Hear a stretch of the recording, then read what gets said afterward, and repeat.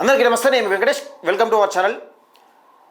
ఇక్కడ తెలంగాణ రాష్ట్రంలో మున్సిపల్ ఎన్నికలు జరుగుతూ ఉన్నాయి. దీన్ని మున్సిపల్ ఎన్నికలని ఎవరన్నా మరి కార్యకర్తలు, ఇప్పుడు పార్టీలు జెండాలు మోసిన కార్యకర్తలు ఎవరన్నా అనుకుంటే పాపం వాళ్ళు ఆశావాహులు ఎవరైనా కానీ వాళ్ళు ఎన్నో సంవత్సరాల నుంచి కాంగ్రెస్ పార్టీ జెండా మోసినా ఇంకే పార్టీ జెండా మోసినా కానీ ఎన్నో సంవత్సరాల నుంచి కలలు కొంటూ ఉంటారు. దాదాపుగా 5 సంవత్సరాల నుంచి నేను ఒక చైర్మన్ కావాలనో, లేకపోతే నేను ఒక కార్పొరేటర్ కావాలనో, లేకపోతే నేను కౌన్సిలర్ కావాలనో ఏదో రకంగా ఒక కల కొంటూ ఉంటారు. అసలు కనీసం ఓ వైపు పండుగ నడుస్తూ ఉన్నది. ఏం పండుగ? సమ్మక్క సారక్క జాతర నడుస్తూ ఉన్నది. ఇక్కడ ఈ జాతర అయిపోకముందే, ఈ జాతర అయిపోయిన తర్వాత నోటిఫికేషన్ వస్తుంది కావచ్చు అని చాలామంది వెయిట్ చేసిరు, అంటే అనుకున్నారు. కానీ కనీసం టైం ఇవ్వకుండా, తెలంగాణ రాష్ట్రంలో కనీసం టైం ఇవ్వకుండా అసలు ఎన్నికల నోటిఫికేషన్ ఇవ్వాల పడితే రేపు నామినేషన్ స్వీకరణ 3 రోజుల ముగింపు. అంటే మళ్ళీ అలా ఉన్న పార్టీ కార్యకర్త టికెట్ రాకపోయినా అదే పార్టీలో పడి ఉండాలి, అదే పార్టీకి జెండాలు కొట్టాలి, జెండాలు మోసి అదే పార్టీని మోసేటట్టు చేసే ప్రయత్నం చేస్తూ ఉన్నారు. ఇక్కడ ముఖ్యంగా మనం తీసుకుందాం, ఈరోజు చొప్పదండి నియోజకవర్గం తీసుకుందాం. మరి ఇక్కడ చాలామంది కూడా బీసీలకు 42% రిజర్వేషన్ అమలు అవుతుంది అనగానే కాకముందుకే పాలాభిషేకాలు చేసిరు. మరి ఆ నాయకుల కోసం చేస్తున్నా, ఆ కార్యకర్తల కోసం ఈ వీడియో చేస్తా ఉన్నా. దయచేసి ఎక్కువ మందికి షేర్ చేసే ప్రయత్నం చేయాలి. అంటే జెండాలు మోసి జిందాబాదులు కొట్టి మన బతుకులు ఎక్కడ ఉంటున్నాయి, ఈ నాయకులు మనల్ని అడ్డం పెట్టుకుని ఏ విధంగా ఆందోళనలు ఎక్కుతా ఉన్నారు, అధికారాన్ని అందుకుంటా ఉన్నారు అనేది కీలకంగా వీడియోలో మీకు చెప్పే ప్రయత్నం చేస్తా. ఒకసారి చొప్పదండి నియోజకవర్గానికి సంబంధించి మనం తీసుకునే ప్రయత్నం చేద్దాం. అయితే ఇది మేడిపల్లి సత్యం గారు, ఎమ్మెల్యే మేడిపల్లి సత్యం గారు సమాధానం చెప్పాలి. మరి మీరు 42% ఇస్తా అంటారు, 42% ఇస్తా అని మా బీసీ సోదరులు, మా ఎస్సీ సోదరులు నిజంగా మనకు మా బీసీ ఎస్సీలకు ఇంకా తగిన ప్రాధాన్యత, ఎస్సీ సోదరులకు ఎట్లా ఉన్నది, మా బీసీ సోదరులు కూడా ఇంకా ఎక్కువ మంది ఇలా ప్రాతినిధ్యం వహించే అవకాశం ఉంటుందని కలలుగన్నారు. ఇక్కడ కలలుగన్న నేపథ్యంలో మరి ఏ కార్యకర్త కూడా ఎందుకు సపోర్ట్ చేస్తలేడు?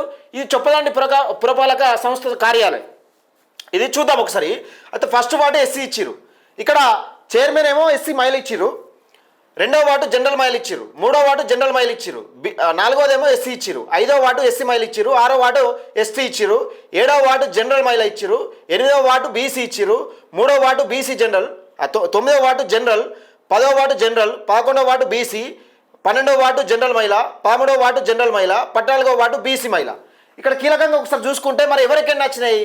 ఎస్సీకి 1, 2, 3 ఇచ్చిరు ఎస్సీకి. మొత్తం టోటల్గా 14 పోస్టులలో 3 ఎస్సీకి ఇచ్చిరు. అందులో ఒక మహిళ ఉన్నది, ఎస్సీ మహిళ ఒక్కలే ఉన్నారు. మరి ఆ ఎస్సీ మహిళ ఒక్కలే. ఇక్కడ చైర్మన్ ఎవరికి ఇచ్చిరు? చైర్మన్ ఈ రిజర్వేషన్లు ఎవరికి గెలవాలి?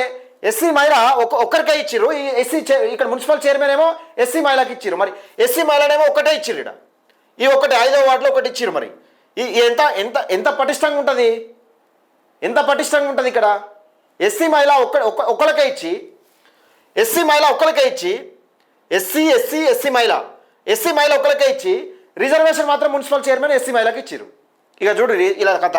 అయితే ఇక బీసీల సంగతి చూసుకుందాం. బీసీలకు 42% అన్నారు కదా, మరి 14లో కనీసం ఒక 5 అన్న రావాలి కదా. 42% అంటే ఎన్ని ఇచ్చిరు చూద్దాం బీసీలకు. ఇక్కడ బీసీలకు చూసుకుందాం ఒకసారి. ఇక బీసీ 1, బీసీ 2, బీసీ మహిళ ఇంట్లో 1, ఇగో 3. బీసీలకు కూడా ఎస్సీలకు బీసీలకు కలిసి 6 పోస్టులు ఇచ్చిర్రు. ఇక్కడ జనరల్ స్థానాలు చూసుకుందాం ఒకసారిగా. ఇక జనరల్ మహిళ 1, జనరల్ మహిళ 2, జనరల్ మహిళ 3, జనరల్ మహిళ 4, జనరల్ మహిళ 5 జనరల్ మహిళ ఇచ్చేసిర్రు. ఇక్కడ నిజంగా ఇక్కడ రిజర్వేషన్ జనరల్ ఉన్నదా? మరి ఏమన్నా మున్సిపల్ చైర్మన్ జనరల్ ఉన్నదా? అక్కడ లేదు కదా. రిజర్వేషన్ 5 జనరల్ మహిళకి ఇచ్చిర్రు. మళ్ళీ జనరల్ 5 ఇవి 2, 7. అంటే జనరల్ ఎవరైనా పోటీ చేయొచ్చు. ఇలా జనరల్ అంటే ఇలా బీసీలను ఎస్సీలను పోటీ చేయనిస్తారా? పార్టీ తరఫున బీఫామ్ ఇస్తారా? ఎన్ని పార్టీలో బీఫామ్ ఇస్తారు? జనరల్లల్లా ఎస్సీలకు, బీసీలకు, మా బీసీ సోదరులకు, ఎస్సీ సోదరులకు ఎన్ని పార్టీలలో బీఫామ్లు ఇస్తారో చూద్దాం. మరి ఎన్ని పార్టీ ఇక్కడ విషయం ఏంటంటే చొప్పదండి కాన్స్టిట్యున్సీకి సంబంధించి ఒక నిజంగా అధికార పార్టీకి సంబంధించిన కార్యకర్తలు ఎంత పెద్ద ఎత్తున ఒక ప్రచారం జరుగుతూ ఉన్నది. నేను దీన్ని మీకు చూపించే ప్రయత్నం చేస్తా. కాంగ్రెస్ పార్టీ ఎవరికి టికెట్లు ఇస్తూ ఉన్నది, ఎవరికి బీఫామ్లు ఇస్తూ ఉన్నది. కాంగ్రెస్ పార్టీ జెండాలు మోసి జిందాబాదులు కొట్టి ఇన్ని రోజుల నుంచి కష్టపడి ఇక్కడ నాకు మిత్రుడు పంపిండు, ఒకసారి చూద్దాం.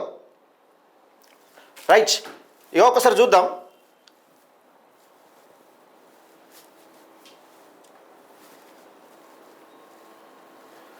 ఒకసారి చూసే ప్రయత్నం చేద్దాం మిత్రులారా.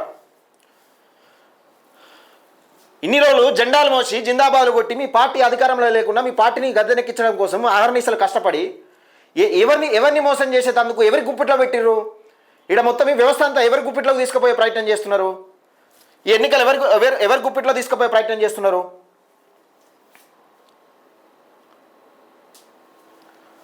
రైట్, ఒక కార్యకర్త పంపిండు. రైట్, ఇక చూడరి పార్టీ జెండాలు ఇగో ఇక్కడ సునీల్ కాంగ్రెస్ చొప్పదండి. సునీల్ అనే పార్టీ సీనియర్ నాయకుడు, కార్యకర్త. ఇదివరకు పార్టీ అధికారంలో లేనప్పుడు కూడా పార్టీ కోసం పనిచేసిన వ్యక్తి.